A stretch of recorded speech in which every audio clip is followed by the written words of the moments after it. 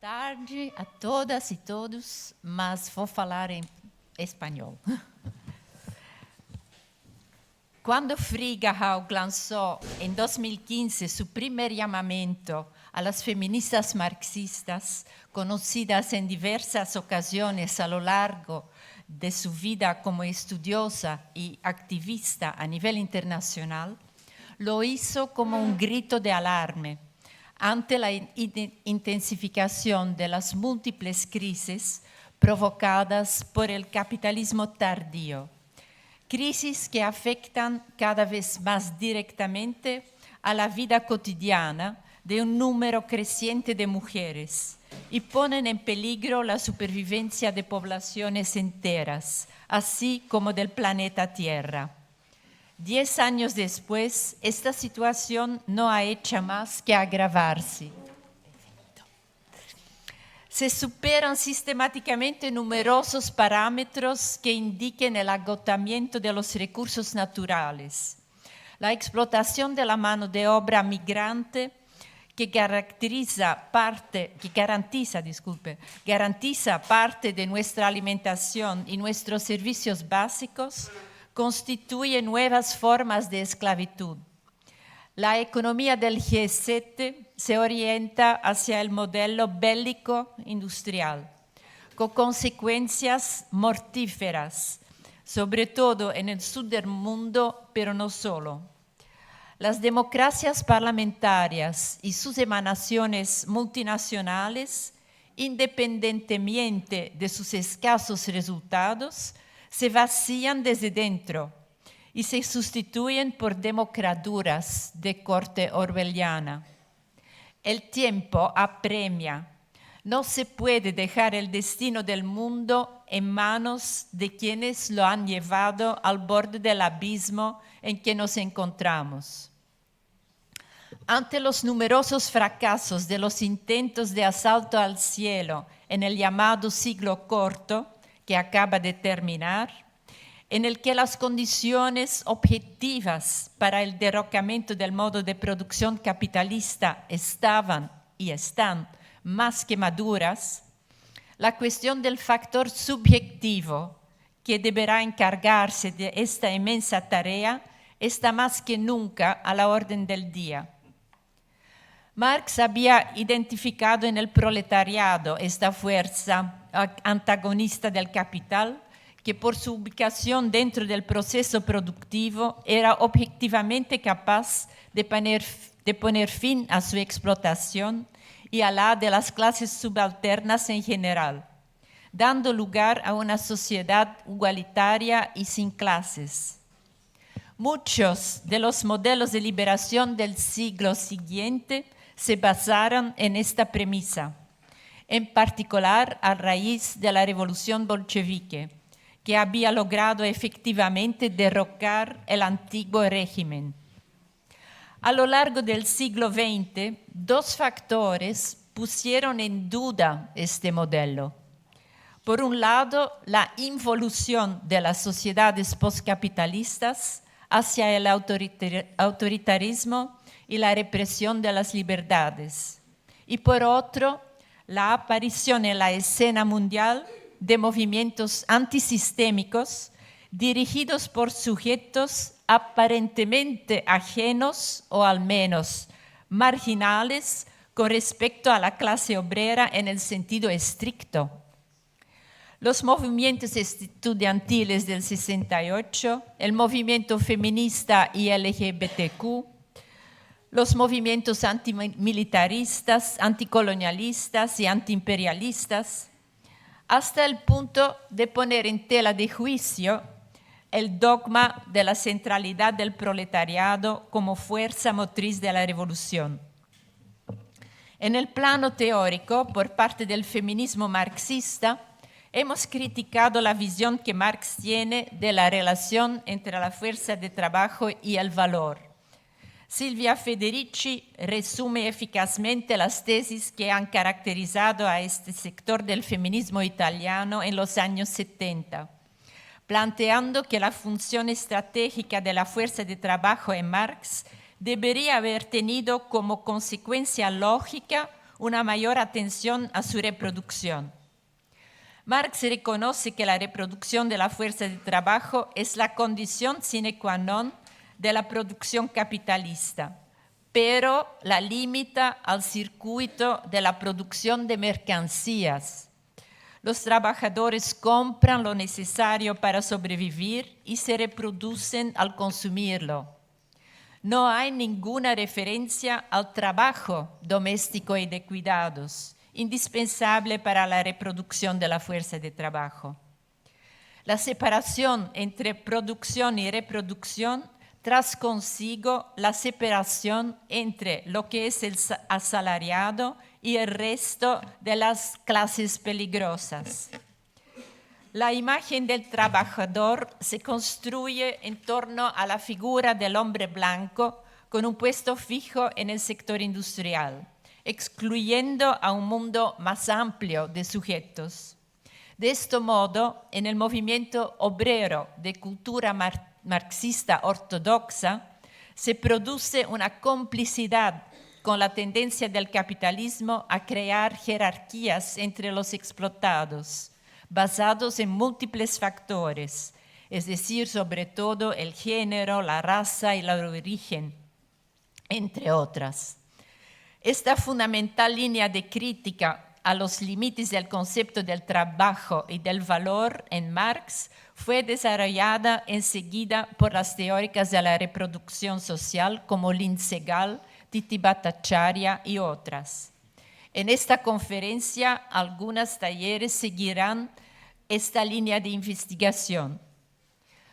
Por otro lado, el pensamiento de Marx es más complejo de lo que sus divulgadores han retenido. Él concibe la clase como algo vivo y activo, que no se explica solo con datos sociológicos. Él expresa la idea de que una clase es clase si es capaz de pensar y actuar como tal. Existe una clase posible, según Bourdieu, es decir, un sector de la sociedad que tiene el potencial de convertirse en clase en sentido pleno. Como hemos visto, Marx identifica este potencial en las personas obligadas a vender su fuerza de trabajo porque carecen de los medios de producción. Sin embargo, aborda la cuestión desde dos puntos de vista diferentes, el del valor y el de la experiencia. Los dos puntos de vista son complementarios. Para Marx, el trabajo es la fuente de todo valor y la acumulación capitalista solo es posible gracias al gasto de fuerza de trabajo.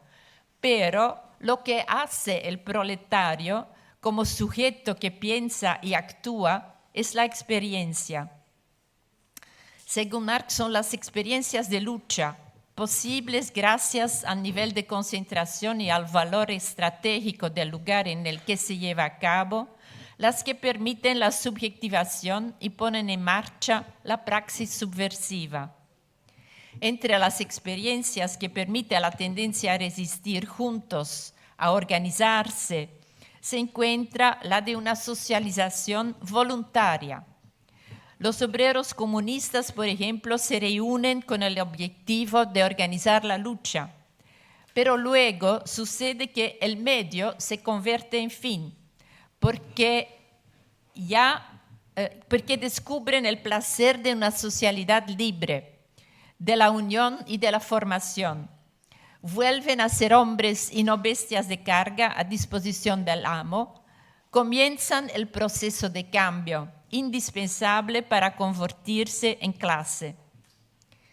Esta lógica también caracteriza a otros sujetos de la liberación. Frantz Fanon, militante e intelectual de la descolonización, afirma que el colonizado se libera de la inferioridad psicológica y cultural producido por la colonización a través de la lucha. La praxis subversiva puede requerir también un largo periodo de experimentación, porque en la batalla por la liberación el oprimido debe cambiar ante todo a sí mismo.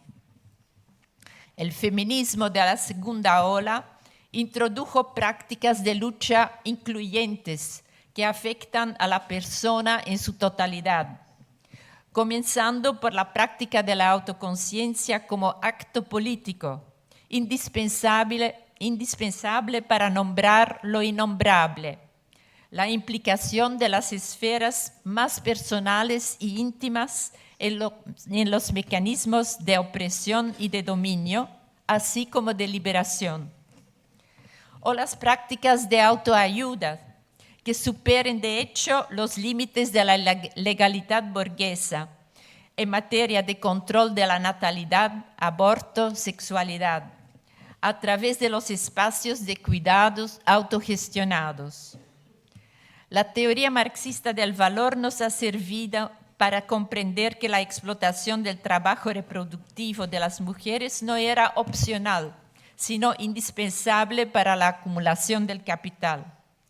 Pero, como hemos visto, el propio Marx había desarrollado una visión más dinámica, más compleja y menos determinista de la clase, no situándola como una categoría puramente socioeconómica, sino considerándola en su génesis, en relación con el contexto histórico, político y cultural dado, con la distinción entre clase en sí y clase para sí. El énfasis se desplaza hacia el factor subjetivo. Y es este proceso de subjetivación históricamente determinado el que nos interesa investigar hoy, como feministas que nos situamos en la línea de los análisis de la economía política y la teoría del valor de Marx.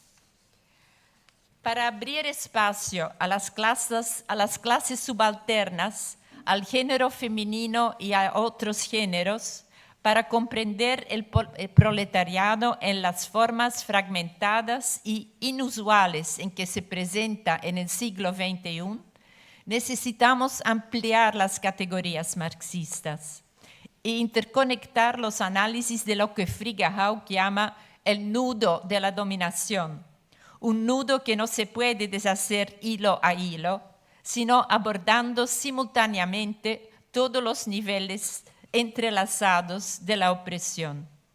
Por eso es necesario un cambio de paradigma. Hay que replantearse las condiciones para que marxismo y feminismo cooperen y se fecunden mutuamente.